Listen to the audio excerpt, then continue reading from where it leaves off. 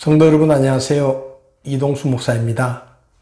지난 본 방송에서는 다니엘서까지 이 성경 산책 시간을 통해서 살펴보았는데 이제 가을 방송에서는 호세아서부터 성경 산책 시간을 가져보려고 합니다. 이 성경 산책 시간은 성경 각 권의 내용들을 간략하게 살펴보면서 성경의 내용을 이해할 뿐만 아니라 영적인 교훈들을 함께 살펴보는 그런 시간입니다. 이 시간에는 호세아서에 대해서 살펴보려고 합니다. 성경 산책 29번째 시간인데요. 이 호세아서는 12권의 소선지서 중에 첫 번째 나오는 책입니다. 먼저 이 책의 제목을 살펴보면 이 책은 호세아라는 이름이 붙어 있는데 이것은 이 책을 쓴 호세아의 이름에서 유래된 이름입니다. 호세아의 이름은 여호와는 구원이시다라는 뜻인데 이사야나 여호수아나 그리고 예수와 같은 이름의 뜻입니다. 여호수아의 본래 이름은 호세아였는데 이 호세아를 축약한 이름이 바로 예수님의 이름이죠. 그래서 이 호세아의 이름은 여호와는 구원이시다라는 이름을 가진 그런 선지자였습니다. 이 책은 호세아 선지자가 썼는데 호세아는 북이스라엘의 중흥을 이끌던 13번째 왕이었던 여로보암 2세의 통치 때부터 마지막 왕인 호세아의 통치 때까지 북이스라엘이 멸망할 때까지 예언자로 활동했던 그런 인물입니다. 북왕국 이스라엘의 멸망 때 호세아 왕이었는데 이때 남왕국 유다에는 히스기야 왕이 통치하던 그런 시기였습니다. 호세아서에 기록한 시기는 북이스라엘의 13번째 왕인 여로보암 2세부터 북이스라엘의 멸망 때까지 활동을 했는데 북이스라엘의 멸망을 예언하면서도 북이스라엘의 멸망에 대한 구체적이고 직접적인 언급이 없는 것을 볼 때 이 호세아서는 여로보암 2세 때부터 이스라엘이 멸망하기 전까지 그 사이에 기록된 것으로 추정됩니다.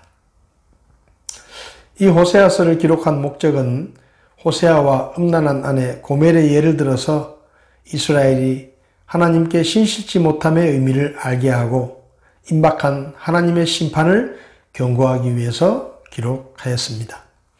또 다른 목적은 음란한 아내 고멜을 인내하며 사랑하는 호세아의 모습을 통해 언약에 신실하신 하나님의 사랑 또한 그러하며 결국에는 하나님이 이스라엘을 온전히 회복하실 것을 알게 하기 위해서입니다.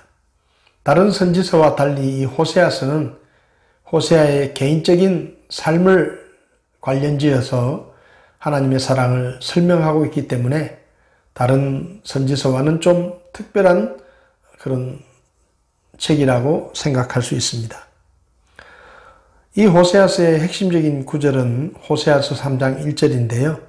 그때 주께서 내게 이르시되 다른 신들을 바라보고 포도주병을 사랑하는 이스라엘 자손을 향한 주의 사랑에 따라 또 가서 자기 친구에게 사랑받는 여인 그러나 간음한 여인을 사랑하라 하시니라.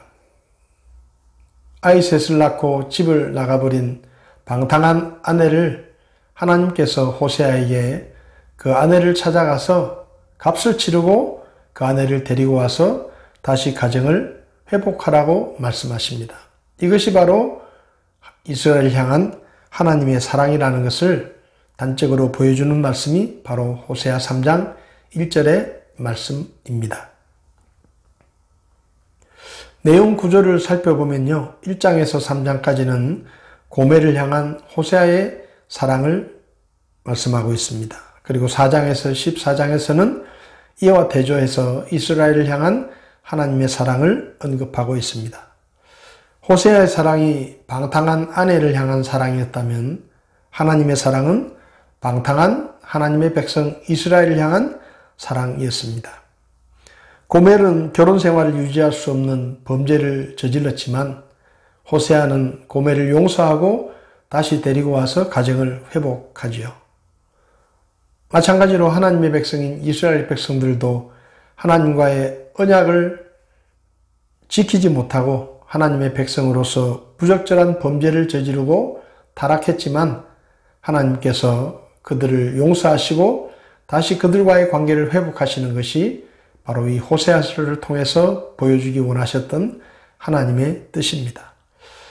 1장에서 3장까지가 개인적인 호세아의 이야기라고 하면 4장에서 14장은 이스라엘 나라를 향하신 하나님의 사랑을 우리에게 보여주고 있습니다.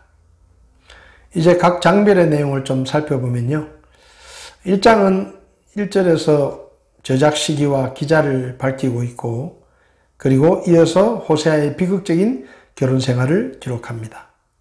인간적인 면에서 볼 때는 호세아의 결혼 생활은 불행한 생활이었습니다. 방탕한 아내를 맞아서 이남일녀를 낳았지만 집을 나가버리는 그리고 외도를 하는 그 고멜과의 모습을 통해 하나님은 이스라엘과 하나님과의 관계를 비유하신 것입니다.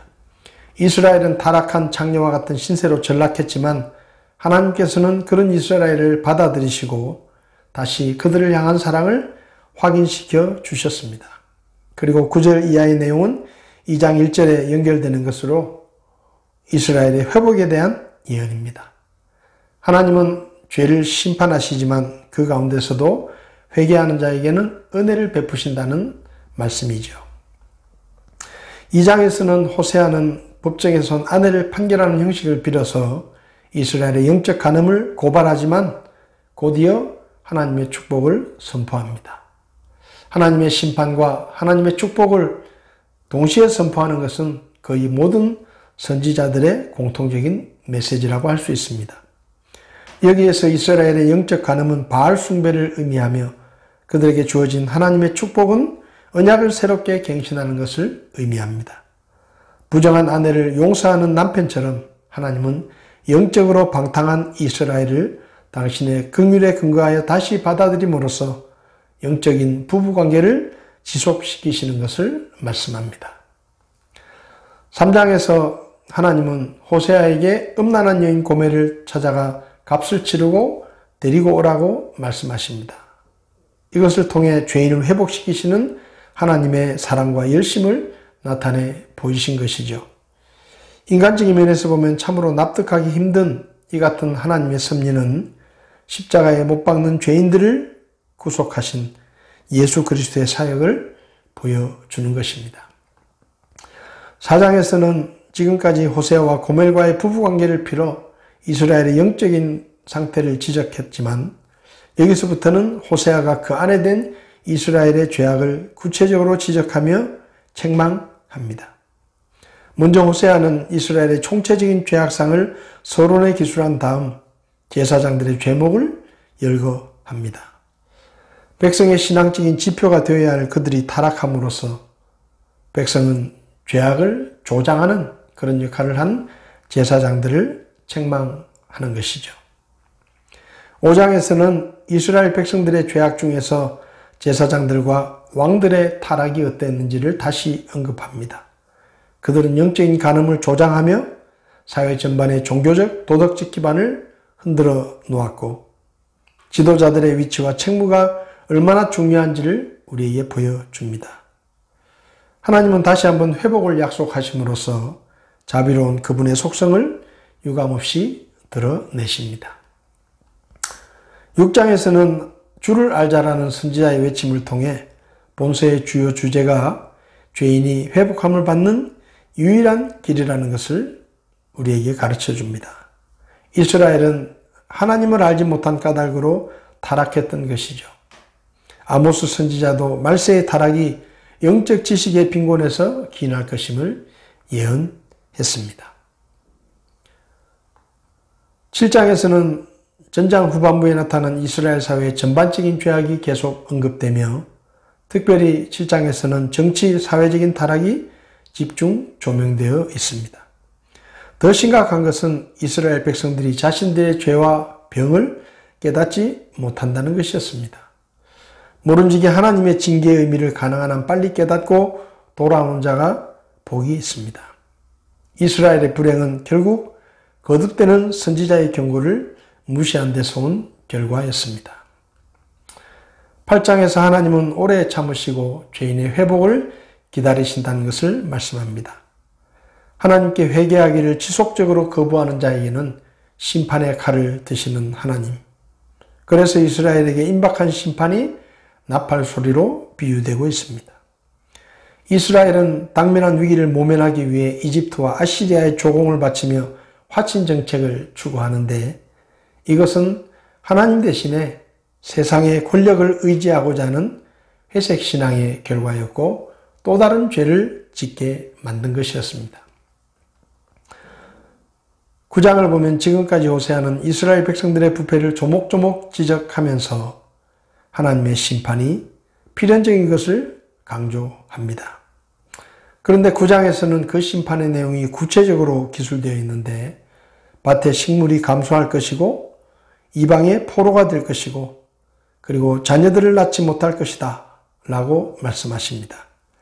이스라엘의 범죄가 종교적인 뿐만 아니라 사회, 정치적인 모든 면에서 이루어진 것처럼 하나님의 심판도 모든 면에서 이루어진다는 것을 보여줍니다.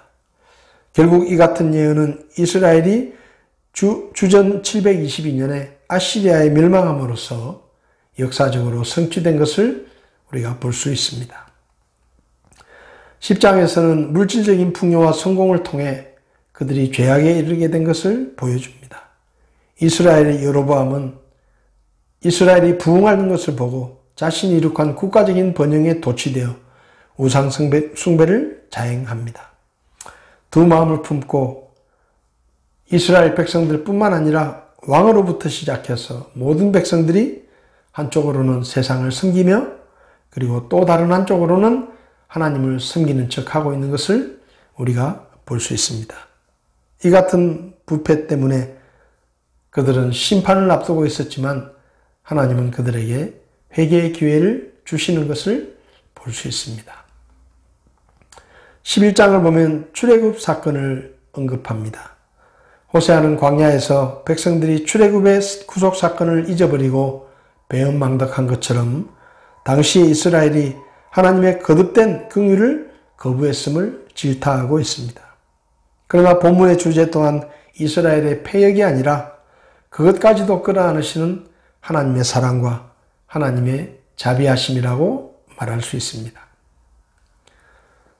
12장을 보면 앞장에서 하나님의 회복을 언급한 호세아는 여기서 다시 에브라임의 죄악과 그로 인한 심판을 언급합니다.